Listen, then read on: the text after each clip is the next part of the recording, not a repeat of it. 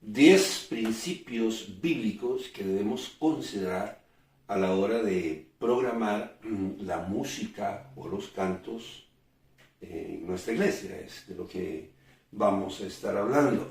Vamos a empezar diciendo que un principio es una regla o una norma por la cual nosotros nos regimos. Y aquí el primero, la primera norma o la primera regla que debemos considerar a la hora de programar la música, los cantos, la alabanza y la adoración en la iglesia. Número 1, debe honrar y glorificar a Dios. La música que programemos en nuestra iglesia debe honrar y glorificar a Dios, no a los hombres.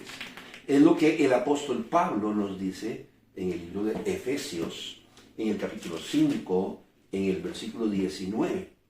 Hablando entre vosotros con salmos, con himnos y cánticos espirituales, cantando y alabando al Señor en vuestros corazones. Hablando, expresándonos, o como él mismo está diciendo, cantando o con cánticos espirituales, cantando y alabando al Señor en vuestros corazones. Repito, número 1, la música debe ser para honrar y glorificar a Dios. Pablo dice en Gálatas en el capítulo 1, el versículo 10, que no es a los hombres, sino a Dios. Número 1. Número 2. Si esto es así, entonces debe ser exclusiva, debe ser original.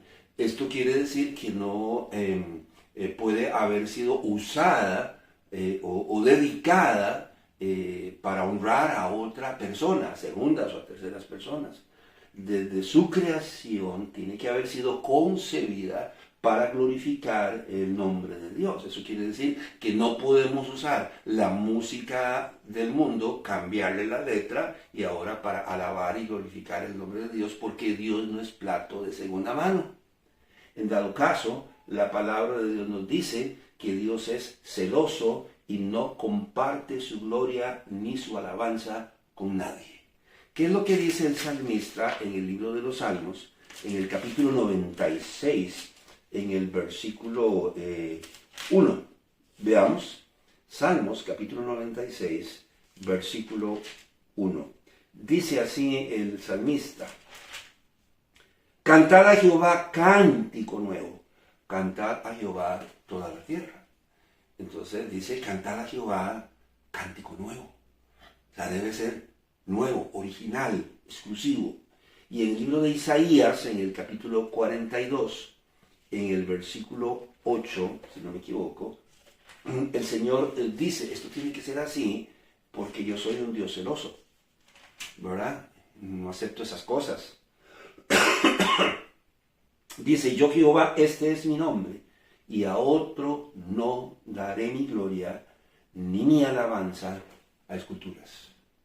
Dios es exclusivo, Dios es único. De manera que, en segundo lugar, la música que programamos en la iglesia debe ser exclusiva y original. No puede haber sido usada para honrar a otra persona, le cambiamos la letra y la usamos ahora para honrar a Dios. Número 3, debe ser con propósito. Además de usarse para alabar a Dios, debe preparar el corazón de los oyentes para recibir el mensaje de la palabra de Dios, no para atraer o agradar o manipular a las masas. Yo creo que es un defecto de nuestra iglesia, de nuestras iglesias. La mayoría de las veces los cantos o los himnos que programamos no tienen nada que ver con el tema que vamos a tratar ese día. Por favor, la música debe ser con propósito y debe ayudarnos a preparar la mente y el corazón para recibir el mensaje de la palabra de Dios. Eso quiere decir que debe transmitir el mensaje de las buenas nuevas de salvación a los incrédulos, como lo hicieron los ángeles el día en que el Señor Jesús nació. Lucas, capítulo 2, versículo 10. ¿Qué nos dice la palabra de Dios? Dice así: pero el ángel les dijo, no temáis, porque aquí os doy nuevas de gran gozo, que será para todo el pueblo. ¿Qué fue lo que le dijo el ángel a los pastores? He aquí os doy nuevas de gran gozo. Y de repente se añadieron a este ángel cientos de miles de millones, no sé, de ángeles que cantaban gloria a Dios en las alturas y en la tierra paz, buena voluntad para con los hombres. Bueno, entonces la música en la iglesia, la que nosotros programamos, debe preparar el corazón de las personas para escuchar el mensaje de la palabra de Dios. Por lo tanto, debe transmitir las buenas nuevas de salvación.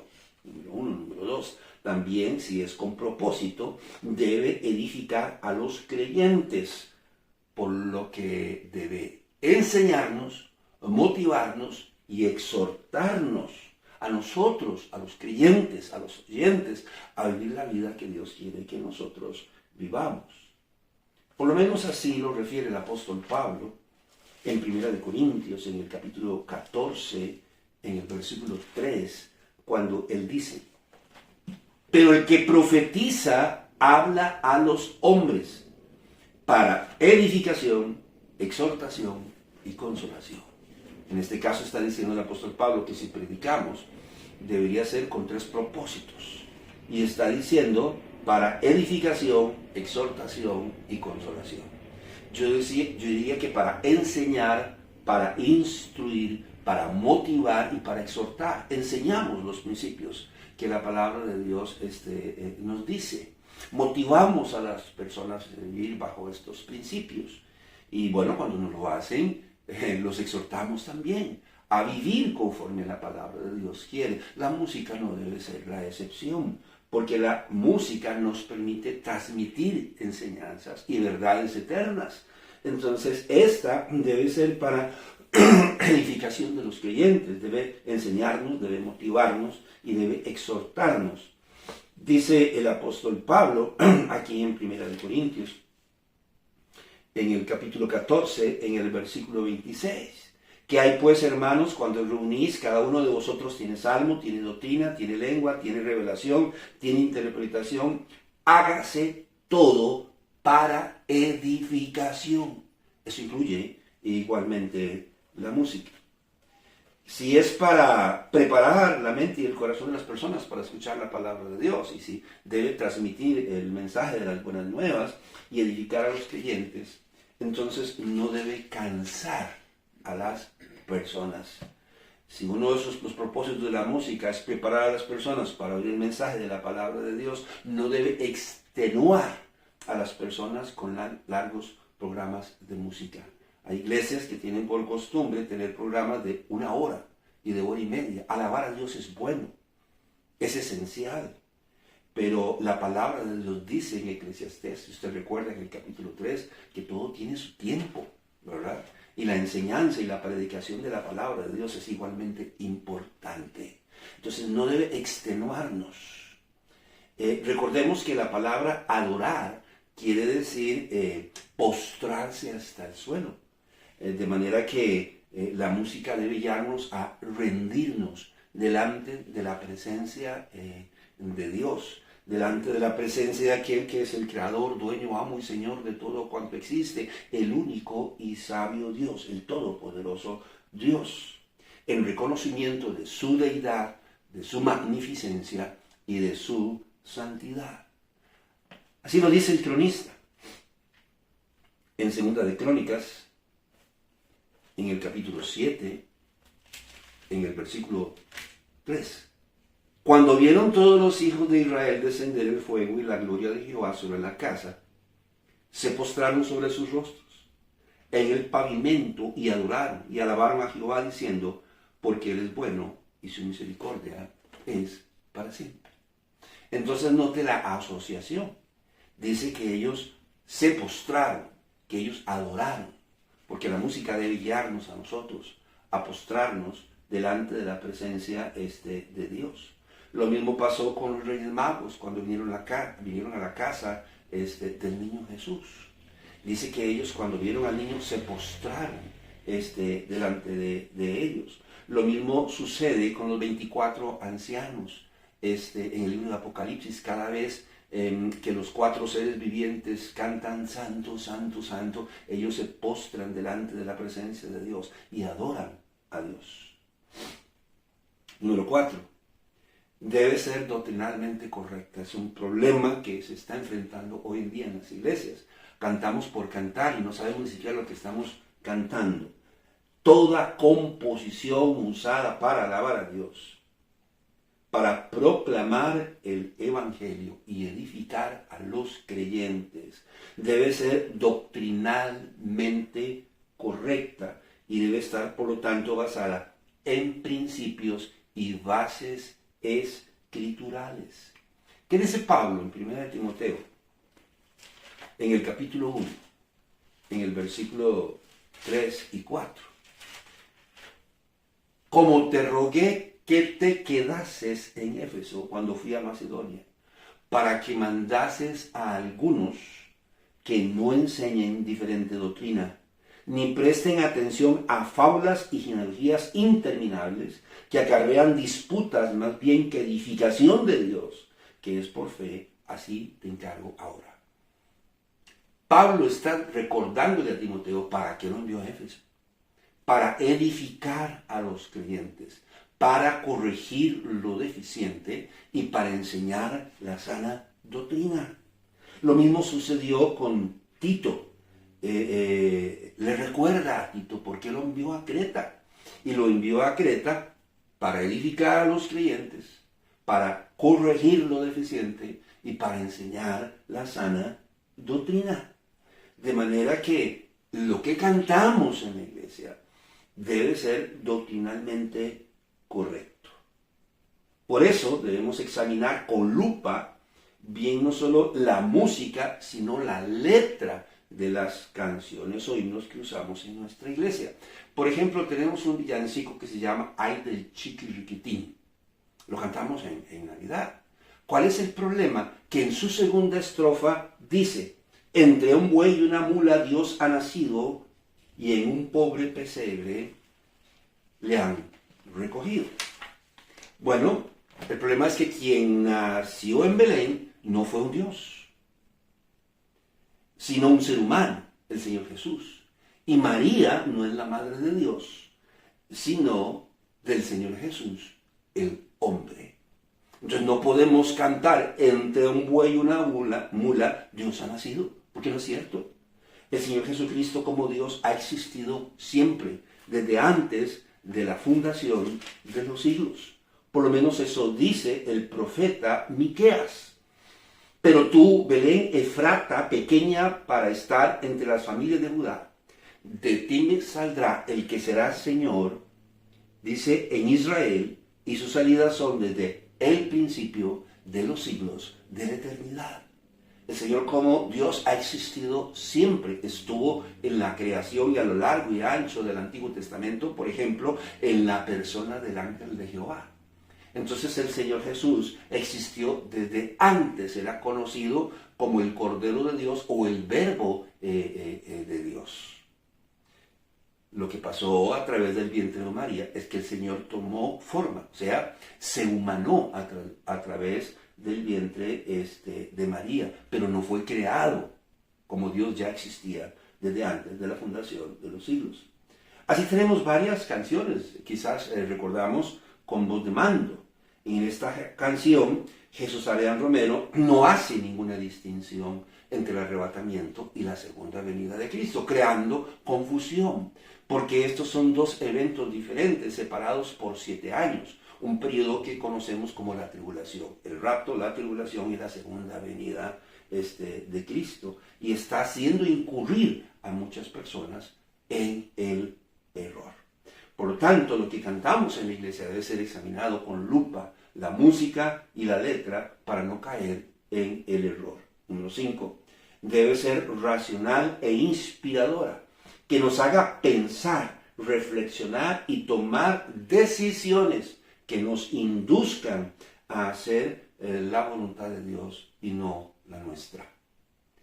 Y yo creo que el mayor distractor para poder pensar y reflexionar en el mensaje de la palabra de Dios casualmente es la música. Nos tiene entretenidos en nuestros sentimientos y emociones, dándole rienda suelta a nuestras emociones, moviendo los brazos y todo el cuerpo, y estamos distraídos del mensaje que debe contener todo himno, toda canción relacionado con la palabra de Dios. La falta de contenido de las letras y la música usada hoy en día para alabar a Dios han causado por eso una mayor irrelevancia. La gente se concentra más en lo que le puede producir la música, ¿verdad? Que en el mensaje que ésta tiene. Ahora, el problema que se está presentando es que como esta música es para entretener y avivar nuestras emociones, no contiene ningún mensaje. No contiene ningún mensaje. Y eso ha hecho que caigamos en la irrelevancia bíblica. Por eso ya no le damos importancia a la oración. Por eso ya no oramos en el nombre de Cristo. Por eso los elementos de la cena ya no son importantes. Puede ser un baguette, un pedazo de pan, ¿verdad?, blanco, con un jugo de naranja, porque ya no es importante. Aunque la palabra de Dios diga otra cosa. Aunque la palabra de Dios le dé importancia a la oración, y aunque la palabra de Dios diga que tenemos que orar en el nombre de Cristo, aunque la palabra de Dios diga cuáles son los elementos que conforman la Santa Cena, nosotros somos totalmente irrelevantes a estos y a otros muchos temas. Por ejemplo, a la manera de actuar, a la manera de comportarnos, a la manera de hablar, a la manera de actuar de los creyentes hoy en día, ¿verdad? Entonces, ¿por qué no hemos vuelto irrelevantes? Sí, la palabra de Dios dice, pero es que yo, cuando voy a la iglesia, yo voy a la iglesia porque yo voy a alabar a Dios o a disfrutar de la música. No sé cuál de las dos será. Número 6. La música que programamos en la iglesia debe estar respaldada. Toda composición debe igualmente estar respaldada por la vida y testimonio de sus autores. ¿Qué dice la palabra de Dios en el libro de Isaías?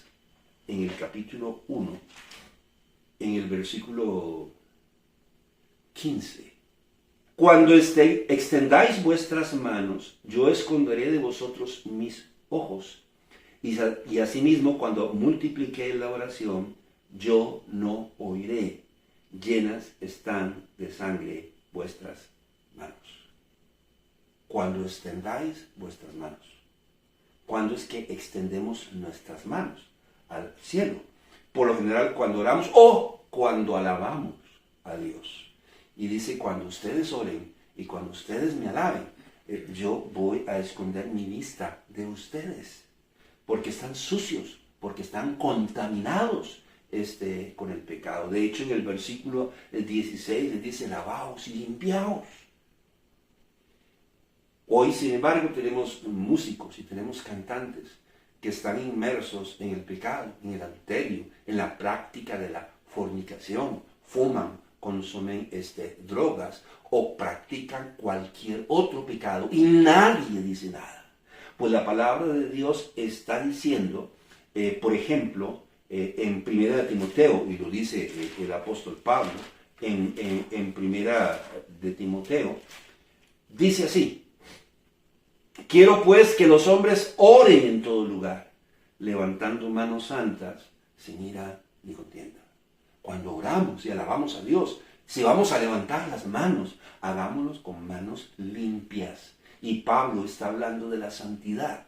Y en Juan, en el capítulo 4, en el versículo 23, ¿qué es lo que el Señor dice acerca de los adoradores, acerca de las personas que alaban y adoran su nombre? ¿Qué dice en el libro de Juan, en el capítulo 4, en el versículo 23? Mas la hora viene y ahora es, cuando los verdaderos adoradores adorarán al Padre en espíritu y en verdad, porque también el Padre, tales adoradores, busca que le adoren. Bajo el contexto de Isaías 1, 15 al 16 y 1 de Timoteo 2, 8, el Señor está diciendo, el Señor busca adoradores con manos limpias, con una vida santa. Tales adoradores, el Señor busca que le adoren. En Romanos, en el capítulo 2, en el versículo 21, en adelante, yo voy a proceder a leerlo. El apóstol Pablo dice: tú pues que enseñas a otro, ¿no te enseñas a ti mismo? Tú que predicas que no se ha de hurtar, ¿hurtas? Tú que dices que no se ha de adulterar, ¿adulteras? Tú que abominas de los ídolos, cometes sacrificio. Tú que te jactas de la ley, con infracción de la ley, deshonras a Dios. O sea, ¿cómo es eso que nosotros somos líderes y líderes de música, pastores y ministros de música, y pasamos al frente a adorar a Dios y a enseñarle cómo adorar a Dios, pero nosotros mismos estamos inmersos en el pecado? Igualmente Santiago dice algo semejante, y Santiago dice: ¿cómo es eso? Porque le dice de la siguiente manera: con ella, con la boca, con la lengua, con ella bendecimos al Dios y Padre, y con ella maldecimos a los hombres que están hechos a la semejanza de Dios. De una misma boca proceden bendición y maldición, hermanos míos. Esto no debe ser así. Y resulta que al fijar nuestros ojos en los adoradores, son mal hablados, tienen un mal vocabulario. ¿Cómo puede ser? El apóstol Santiago está diciendo: esto no puede ser así. No podemos bendecir a Dios con nuestra boca y después maldecir. Quiere decir que la música en nuestra iglesia debe estar respaldada por la vida, el testimonio de sus autores. Y sin embargo, repito, tenemos cantantes cristianos que se llaman a sí mismos salmistas, pastores o ministros de música, que además de ser ególatras y vanidosos, son homosexuales o lesbianas, o promueven la doctrina de la prosperidad, son ecuménicos, viven en adulterio y fornicación, veneran al Papa, no creen que la Biblia sea la palabra de Dios, y dicen que el Señor Jesucristo es un bromista, por no decir un charlatán. Reconocen que su música no tiene ningún sustento bíblico, es genérica y comercial, y se han convertido en los ídolos de muchas personas. Si los apóstoles hubiesen sido adorados y venerados como estos cantantes, que se llaman cristianos a sí mismos, la respuesta hubiese sido tajante: se hubieran rasgado las vestiduras y les hubieran dicho: alto, deténgase, que nosotros somos seres humanos como ustedes. O como el ángel que le dio la revelación al apóstol Juan, en el libro de Apocalipsis. Juan está confundido, piensa que es el Señor Jesucristo y se va a postrar delante de él, y el ángel le dice: alto, deténgase, yo soy un consiervo tuyo, adora a Dios, póstrese delante de Dios. Hoy, sin embargo, estos cantantes que se llaman a sí mismos cristianos reciben la adoración, demandan la adoración de las personas que escuchan su música y sus canciones. Por favor, no usemos la música de personas cuyas vidas no están respaldadas por la palabra de Dios. ¿Qué dice Pablo en 1 Corintios, en el capítulo 5, en el versículo 11? 1 Corintios, capítulo 5, en el versículo 11. Más bien os escribí que no os juntéis con ninguno que, llamándose hermano, fuese fornicario o avaro o idólatra, o maldiciente o borracho o ladrón. Con el tal ni aún comáis. Y nos cuentan así, que fueron a un concierto a Argentina, que los llevaron a un restaurante, que pusieron jarras de cerveza y que, desfilaron las botellas de licor. Él y sus 40 colaboradores se dedicaron a tomar, porque en Argentina dice, es así. Porque les dijeron: no, aquí es costumbre. Ok, bueno, problema. No programamos música de personas cuyas vidas no están respaldadas por la palabra de Dios. La mayoría de las veces los encargados ni se toman la molestia de averiguar quién escribió la canción y cómo es la vida de la persona que escribió esa canción. O muchas veces nos hacemos los de la vista ciega ante las personas que interpretan estas canciones. No programemos música de personas cuyas vidas no están respaldadas por la palabra de Dios. Número 7. Debe ser equilibrada.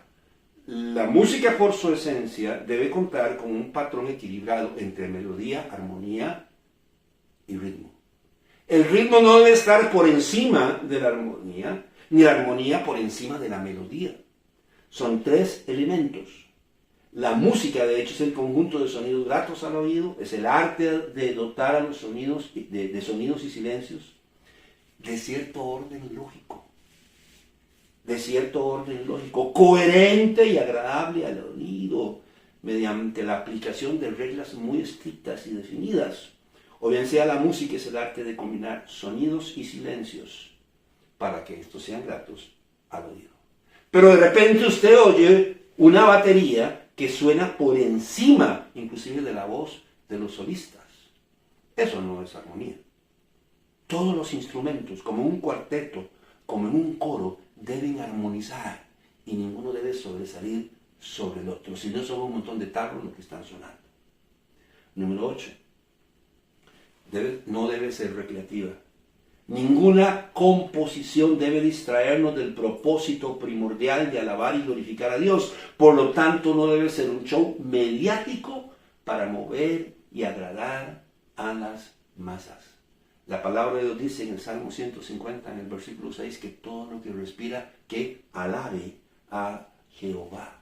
Ese es el propósito de la alabanza y la adoración. No un show mediático para mover y atraer y agradar y tener contenta a la gente, sino para alabar a Dios. No debe ser genérica o comercial. La música que está siendo producida y promovida por las grandes cadenas radiofónicas es de índole genérica.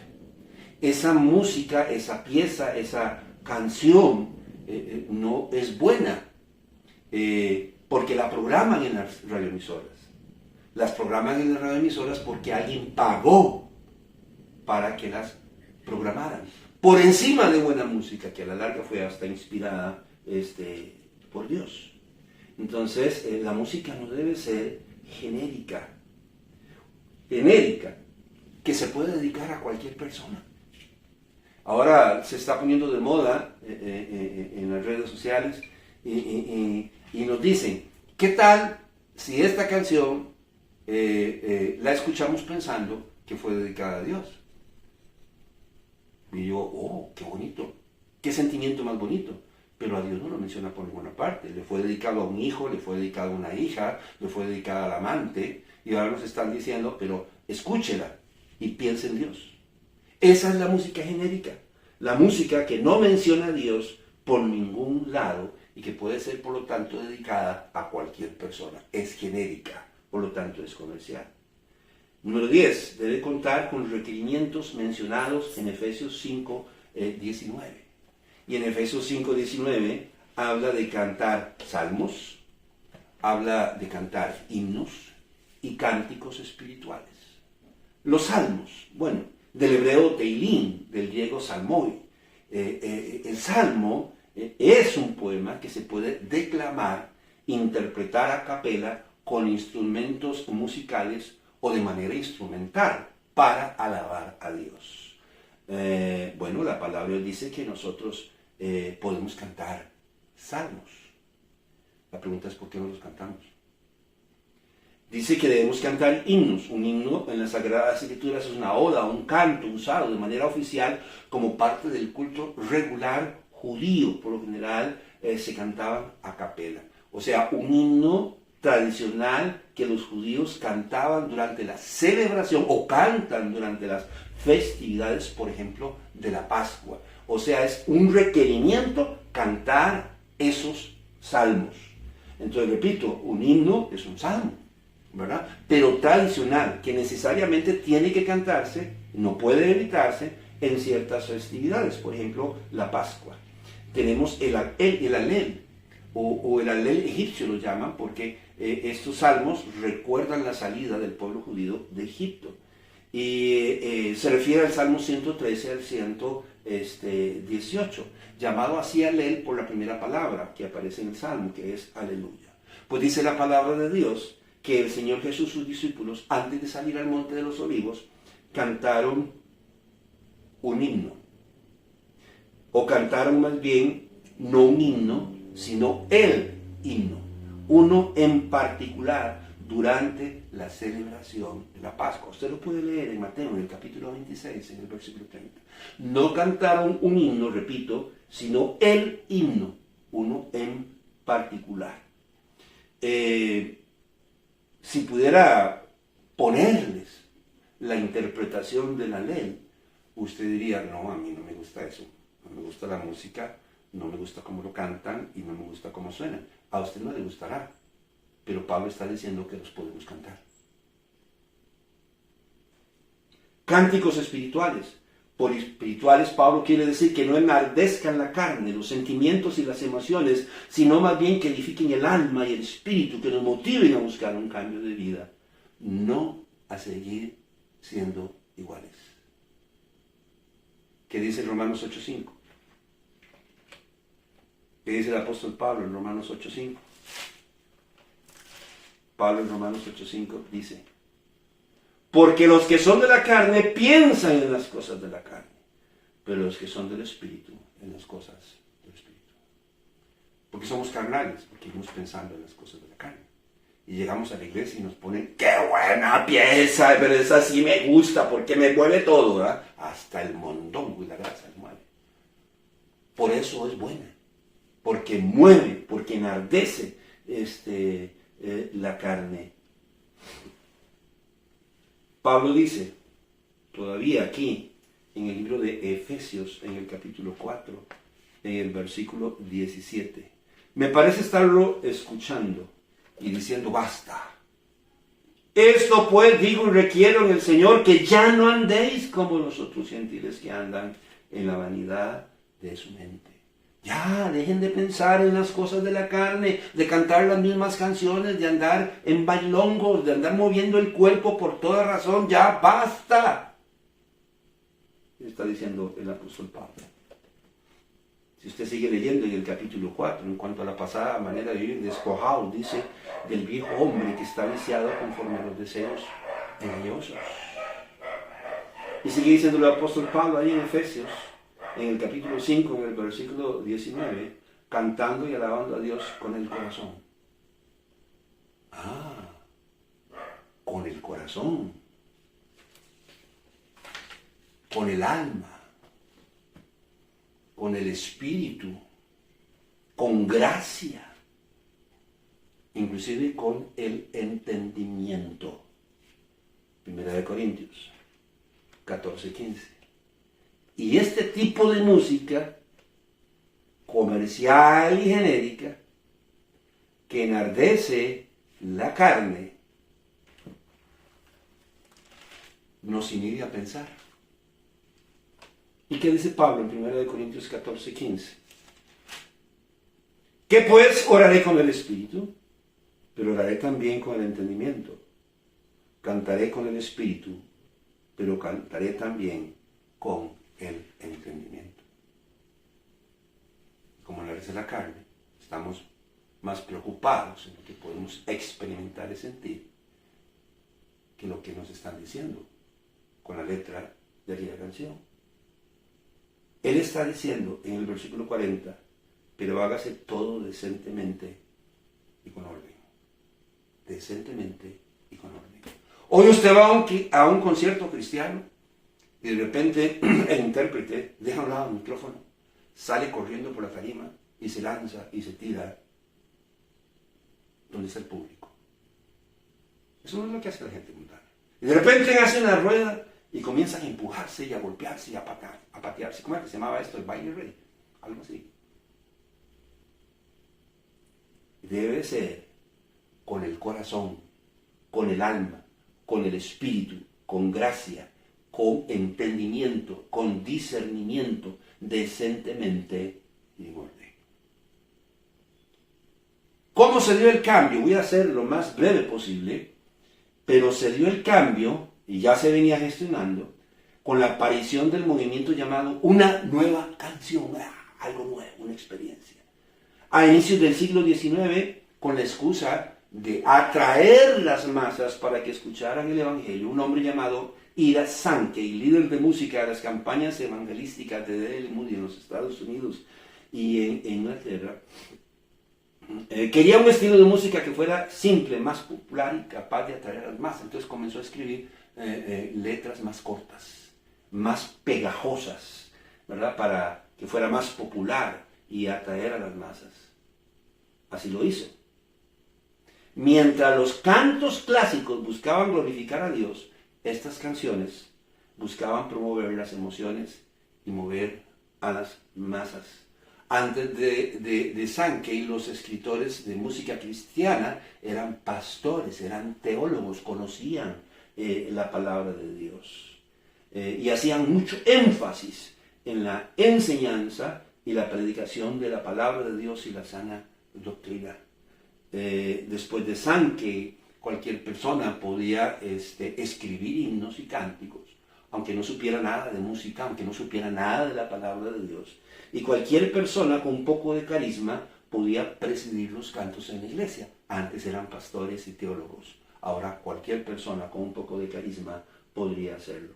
Antes de Sankey, los cantos fueron compuestos para enseñar, exhortar y reforzar los conceptos bíblicos y doctrinales que se enseñaban en la iglesia. Hoy la adoración tiene que ver con atraer, entretener a las masas, ganar mucho dinero, prestigio y fama. De ahí los premios Grammy cristianos. Existen los premios Grammy cristianos y la gente compite para ganar estos premios. Desde el 2003, los premios ARPA, que son una copia al carbón de la música de grupos mundanos. Muchos fueron los músicos callejeros que se convirtieron al cristianismo y continuaron tocando el mismo estilo de música. Después de su conversión, lo único que cambiaron fueron las letras y la temática y fe cristiana a las composiciones que ya conocían. Otra cosa que influyó fue el 20 de marzo de 1994, un pastor pentecostal, Randy Clark, le comentó a una iglesia que había tenido una experiencia con el Espíritu Santo y que se había embriagado y emborrachado del poder del Espíritu Santo. La iglesia explotó en un pandemonio y comenzaron a brincar, a saltar, a gritar, a gruñir como animales y a ladrar como perros. El pastor de la iglesia, John Arnold, se refirió a esto como una gran fiesta del Espíritu Santo y la llamó la bendición de Toronto, porque esto ocurrió en Canadá. Estos elementos causaron que hubo un cambio en la música que se usa en la iglesia, llegándose al colmo de contar con integrantes incrédulos en estos grupos. Es que escasean los músicos. Entonces paguémosle a músicos inconversos, tal vez hasta ateos, que vengan y nos amenicen la música en la iglesia. ¿Por qué? Porque la competencia está muy dura en la música secular. Entonces incursionemos en la música cristiana. Y muchos incrédulos llegaron a formar parte de estos grupos y de estas bandas. De ahí que las personas cambiaran el concepto de santidad del púlpito al presidir las alabanzas. Llegan vestidos con sus jeans rotos, en sandalias y medias, con las faldas de por fuera llenos de tatuajes y de aretes. ¿Por qué? Porque así lo hace la gente del mundo. Perdiendo así el concepto de la santidad del púlpito. Yo quiero recordar que cuando los levitas para administrar el templo tenían que vestirse con túnicas blancas, cintos y mitras en su cabeza, y los sacerdotes se vestían con su túnica, el manto, el efod, el cinto, el pectoral, la mitra, la diadema de oro en su frente. Y aunque aparezca risible, tenían que ponerse calzoncillos, so pena de muerte. Y yo les decía, así se van a vestir. Y se tienen que poner calzoncillos. Y si me doy cuenta que no se ponen calzoncillos, los mato. Usted puede confirmarlo en Éxodo 28, 42 al 43. La consigna es clara. Debemos vestirnos decentemente, con pudor y modestia, como lo haríamos si estuviéramos en el cielo. Porque un día, cuando lleguemos al cielo, nos vamos a vestir con el Señor Jesucristo, con una bata larga hasta los tobillos, como lo hacen los 24 ancianos y todos los creyentes que están allá, vestidos de vestiduras blancas hasta los pies. ¿Y qué vamos a hacer, Señor? Yo allá en la tierra solo leggings y jeans rotos. Yo esa vaina no me la voy a poner, pues entonces voy a hacer infierno a otro lugar, porque aquí se viste así. mundanalidad se ha infiltrado en las iglesias y la tendencia es cantar música genérica, comercial, neutra, cadenciosa, inclusive hasta vulgar. ¡Felices los cuatro! Ya le pusieron letra cristiana. Despacito, ya le pusieron también música cristiana. No me extrañaría que a garrote, garrote, garrote también le pongan letra cristiana. Hay un video que usted debería ver, se llama los 10 peores escándalos en la iglesia. Una reunión de mujeres en una iglesia. Traen un montón de maripepinos y los músicos están desnudos, con un sombrero vaquero y una guitarra eléctrica y un bajo que cubre su desnudez. Usted no quiere creerlo, pero ese es el camino que estamos siguiendo si seguimos programando esta música, porque es el modelo que estamos estableciendo para las nuevas generaciones. Características de la música comercial. La música comercial es aquella que ha dejado a Dios de lado. No lo menciona en sus composiciones por ninguna parte, no es original, no es exclusiva, no fue creada para alabar a Dios. No edifica a nadie, es cadenciosa y promueve más bien las manifestaciones de la carne y no las del espíritu, es emocional.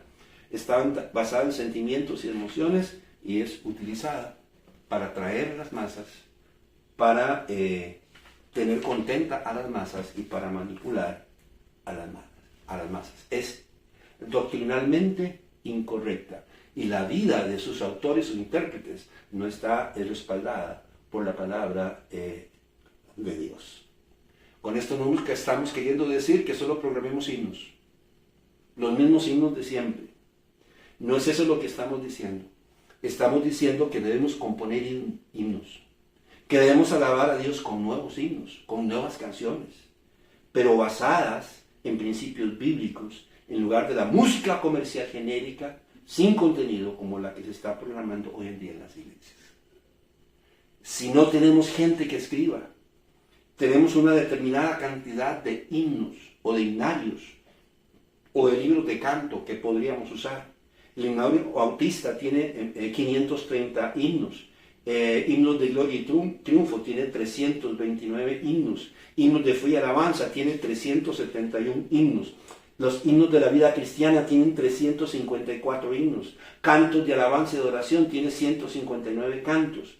Himnos de tesoros musicales tiene 150 himnos y difícilmente los conocemos todos. Yo un día me puse a ver cuántos himnos conocía y me di cuenta que del himno de fe y alabanza conozco 160. ¿Y el resto? Si nadie está escribiendo en la iglesia, ¿por qué no agarramos estos himnarios o estos libros de canto, los cuales no conocemos todos, y aprendemos de ellos? Hay buena música que la gente está produciendo y podríamos aprender esa nueva música, pero música que esté basada y cimentada en principios bíblicos. ¿Por qué? Porque adorar a Dios es un asunto que debemos tomar con seriedad y convicción, y en ningún momento con ligereza, influidos por conceptos cristianos antibíblicos, ¿verdad?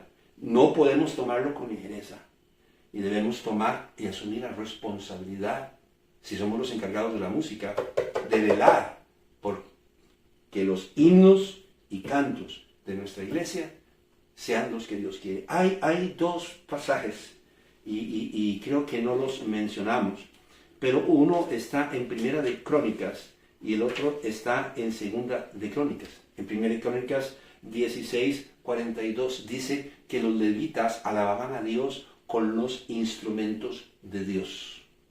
Y en Segunda de Crónicas, en el capítulo 7, en el versículo 6, habla de que alababan a Dios con la música de Dios. Si somos los encargados de la música, pastores o ministros, y le hablo a usted, pastor y ministro, tenemos la responsabilidad de tomar esto con seriedad, porque la música fue creada para alabar a Dios, no alegrar al hombre ni manipular a las masas, sino alabar, honrar y glorificar el nombre de Dios. Mi nombre es Carlos Corrales. Que este día, adorando a Dios, la pases bien.